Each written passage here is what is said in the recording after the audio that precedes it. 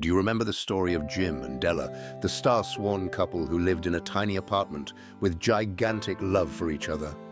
Their love made them give up their most precious treasures just to bring a smile to the other's face. That timeless tale still lives on.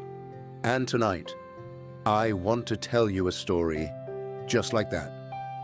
A modern tale, a Christmas tale, a tale about a little girl named Tessa Maguire and her mother, Rosa Maguire, the Maggies. Tessa was 8 years old, a spark of sunshine wrapped in a woolen scarf 2 sizes too big. She lived with her mother in a small flat above the bakery, where life was simple and money always tight. Every morning, Tessa watched her mother pedal away on her old rattling bicycle, a wooden crate tied to the back with fraying twine. The crate so crooked and splintered that vegetables spilled out almost every week. Rosa replaced the crate with a new one she picked up from the discarded fruit crates after the farmer's market. Tessa saw it all, and each time she wished she could help, she only looked away, so her mother would not be embarrassed. At the corner hardware store, Tessa pressed her tiny palms against a foggy window and saw the most beautiful thing she'd ever seen. A sturdy, honey-brown wicker basket, thickly woven, strong metal clasps, a soft gingham lining of red and cream squares, a basket that wouldn't fall, wouldn't break. It would make her mother's life easier, right then. Tessa knew this would be her Christmas gift. She counted the coins in her tin box. Not enough, not even close. She would have had some hope if she had read O. Henry, like you all, but she hadn't, and she felt as gloomy as the December fog.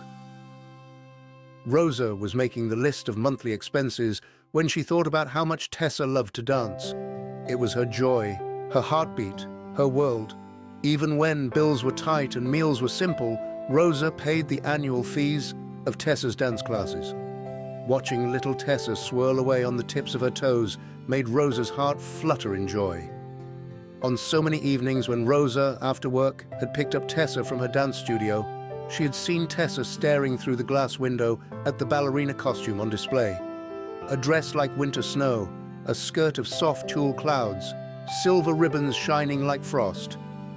Rosa always wished she could give Tessa the elegance she dreamed of, and Christmas would be the perfect time to gift her the dress. Rosa was scared that the dress might be replaced by another in the window once it is sold. But money was already too tight. Rosa worked as a part-time writer in a local magazine, which closed its office in November.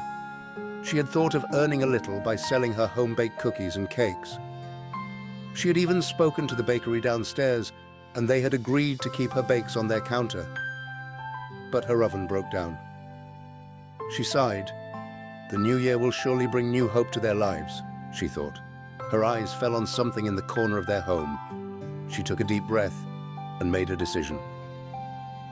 On the last day of school, before the Christmas break, Tessa walked to her dance studio and walked home with a small envelope in her hands. Her steps were light, like she was already dancing in joy. Rosa, too, walked back from the pawn shop. She stopped at the grocer's to buy some eggs and walked back home with a heart full of love. They both bought the gifts, hid their packages from each other, and waited eagerly for Christmas Eve. Snow danced outside their window as Tessa and Rosa sat by a single candle, paper snowflakes hanging loosely on the walls. It was time.